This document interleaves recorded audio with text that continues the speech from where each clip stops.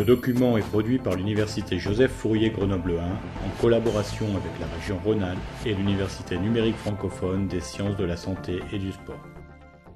Bonjour. Le cours de ce jour porte sur la physiologie du goût. Comme vous le verrez, le goût est un sens complexe car étroitement lié à l'odorat. Vous comprendrez alors que toute altération de la perception olfactive entraînera un changement de la sensation gustative, comme lors d'un rhume. La flaveur d'un aliment correspond ainsi à la perception sensorielle qui combine les saveurs perçues par la sensation gustative et les arômes générés par l'olfaction rétronasale lors de la mise en bouche d'un aliment. Voyons les modalités gustatives.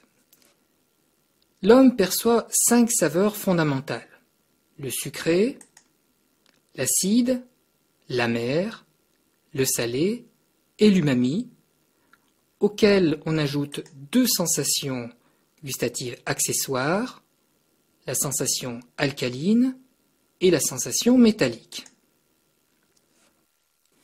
L'umami est un terme japonais qui signifie savoureux ou délicieux.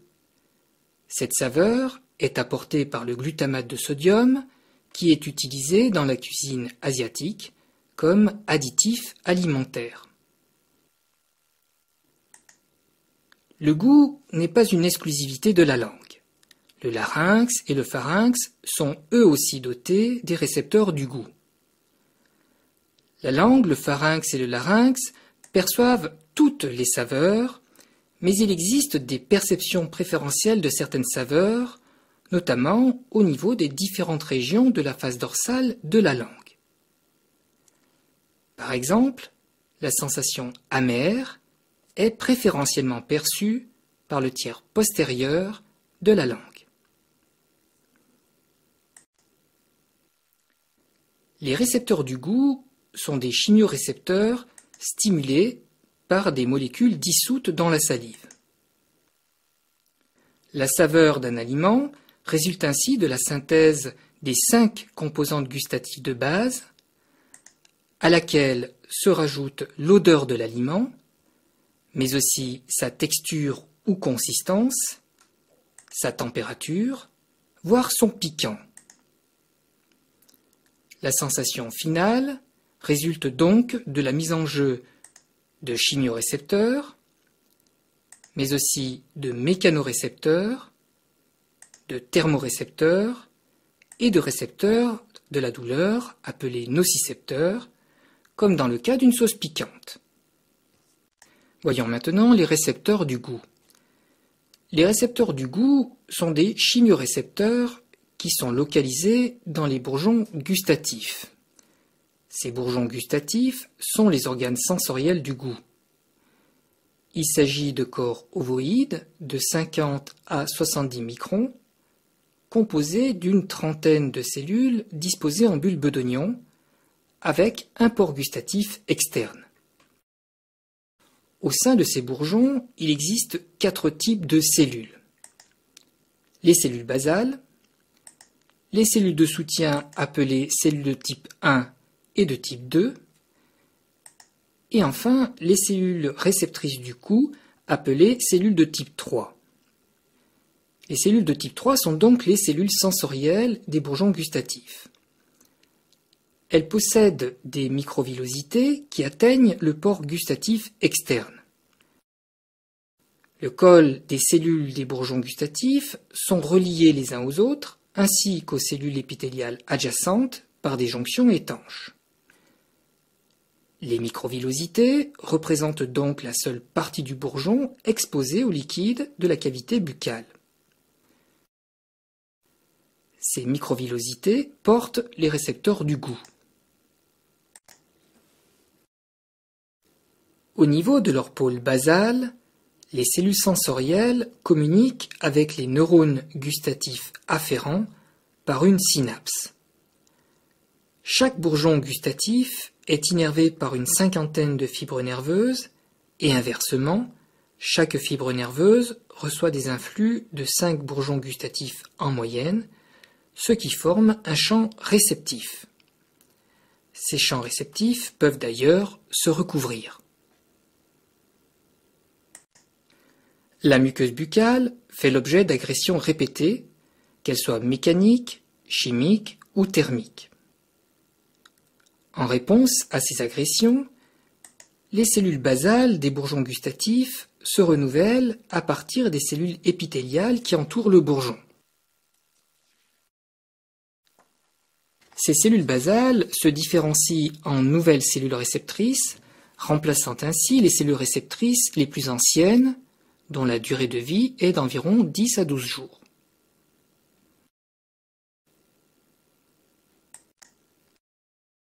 On trouve les bourgeons gustatifs dans la muqueuse du larynx, du pharynx et dans les papilles gustatives de la langue.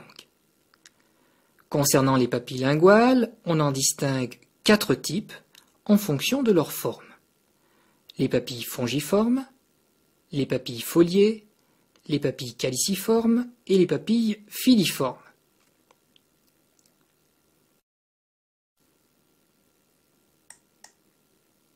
Les papilles fongiformes sont en forme de champignons.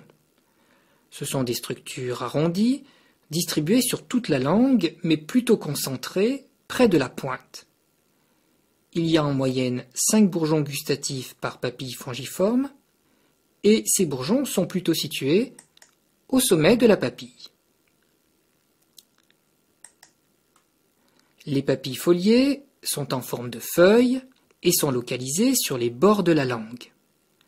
Elles sont peu nombreuses, environ 5 de chaque côté. Leurs bourgeons gustatifs sont localisés sur les côtés. Les papilles caliciformes sont en forme de calice. On les appelle aussi papilles vallées et forment un V à la face dorsale de la langue. Elles sont peu nombreuses, environ une dizaine, mais ce sont les plus grosses des papilles et possèdent le plus de bourgeons gustatifs, jusqu'à 250 par papille. Ainsi, la moitié des bourgeons gustatifs de la langue sont localisés dans les papilles caliciformes. Comme pour les papilles foliées, les bourgeons gustatifs sont plutôt localisés sur les côtés. Chez l'homme jeune, il y a entre 2000 et 5000 bourgeons gustatifs sur la face dorsale de la langue. L'homme âgé n'en possède plus qu'un tiers.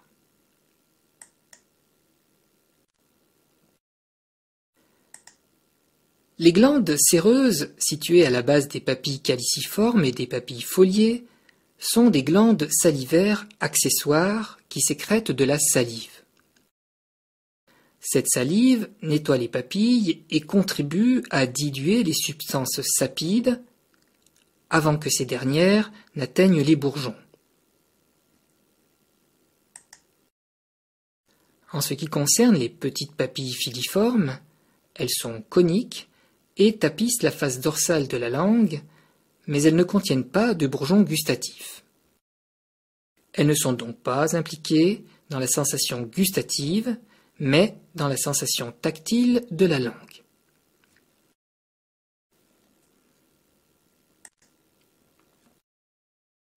Voyons maintenant la transduction du signal gustatif.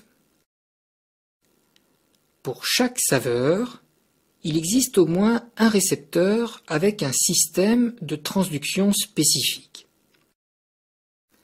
Certaines saveurs mettent en jeu plusieurs systèmes de transduction différents. Le principe de base de la transduction du signal gustatif est le suivant. Le récepteur est activé par une molécule chimique dissoute dans la salive. La modification du potentiel de récepteur de la cellule sensorielle entraîne la libération d'un neurotransmetteur qui va exciter un neurone gustatif afférent, c'est-à-dire le premier neurone de la chaîne sensorielle.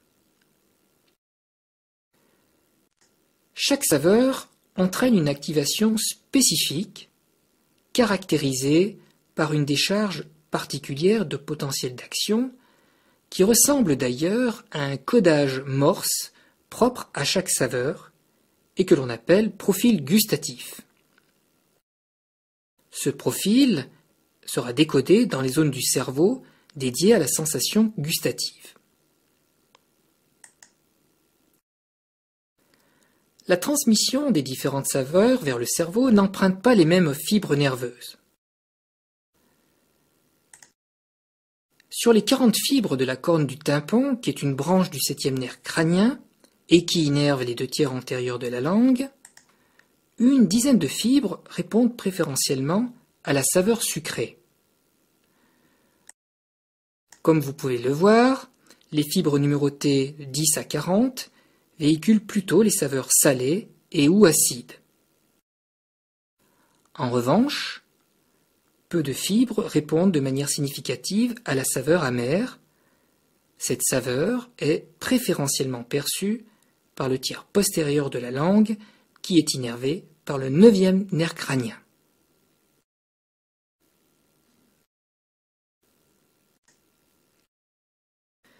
Voyons les voies et les centres sensoriels du goût. Les fibres gustatives, issues des bourgeons des 2/3 antérieurs de la langue, empruntent d'abord le nerf lingual, qui est une branche du nerf trijumeau.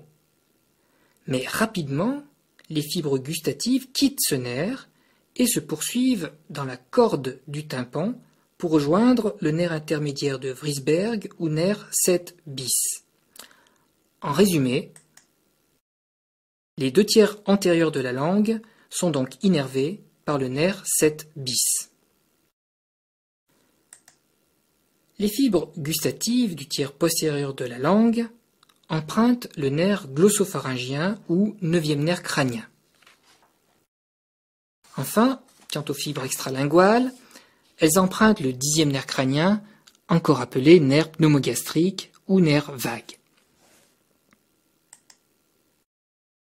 Comparativement, l'innervation sensitive de la région antérieure de la langue est assurée par le nerf lingual, donc par le nerf trijumeau ou 5e nerf crânien. L'innervation sensitive de la région postérieure de la langue est assurée par le nerf pneumogastrique ou 10e nerf crânien.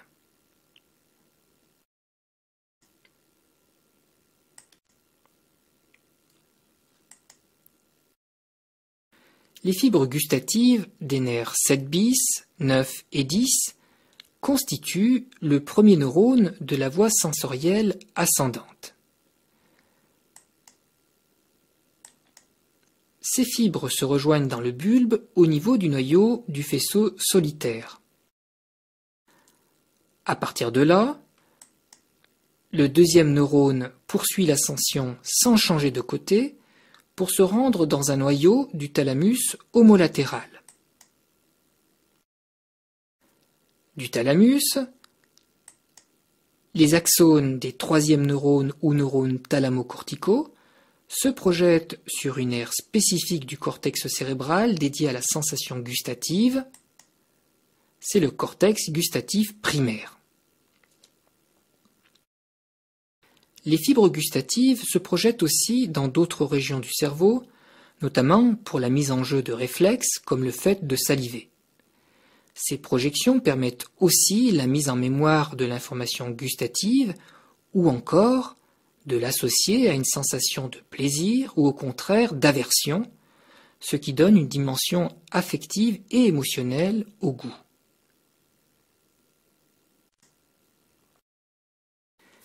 La sensibilité du goût est globalement faible. Pour chaque substance sapide, il existe une concentration seuil pour la détecter, c'est-à-dire une concentration minimale à partir de laquelle les bourgeons gustatifs vont répondre. Cette concentration seuil varie d'une substance à l'autre. La sensation amère, qui correspond souvent à la saveur des poisons végétaux, comme la strychnine, est perçue avec des concentrations très faibles. C'est logique, un individu doit être capable de détecter un poison avec des concentrations extrêmement faibles. Pour la saveur sucrée du glucose, le seuil de perception est en revanche le plus élevé. La saccharine possède un pouvoir sucrant 400 fois supérieur au sucre de table, c'est-à-dire au sucrose que l'on appelle encore saccharose. Il faudra donc 400 fois moins de saccharine pour que la sensation sucrée soit perçue. Cette saccharine est d'ailleurs utilisée comme édulcorant, c'est-à-dire comme une substance qui procure le goût du sucre sans en apporter les calories. La distinction des différences d'intensité des saveurs est relativement grossière, car seuls des changements de concentration d'au moins 30% sont perçus. Voyons maintenant les anomalies du goût. Elles comprennent l'agueusie ou l'absence de goût, l'hypogueusie ou la diminution du goût, et enfin la dysgueusie qui correspond à une déformation du goût. D'ailleurs, il en existe différents types, comme la cacogueusie, ou goût exécrable, la torquegueusie, qui correspond à un goût chimique, métallique, brûlé, et les paragueusies ou hétérogueusies, qui correspondent à des goûts inhabituels, plus ou moins plaisants. Ces anomalies du goût peuvent résulter d'une atteinte allant de la perception du signal au niveau du récepteur jusqu'à son intégration au niveau du système nerveux central. Cette atteinte peut être soit d'origine dégénérative, liée à l'âge, soit fonctionnelle, comme la prise de médicaments, notamment en réduisant le flux salivaire qui est nécessaire à la dissolution des molécules sapides, ou plus simplement encore, lors d'un rhume, en perturbant la perception des arômes. La cause peut être aussi structurale, par lésion des voies neurologiques, périphériques ou centrales.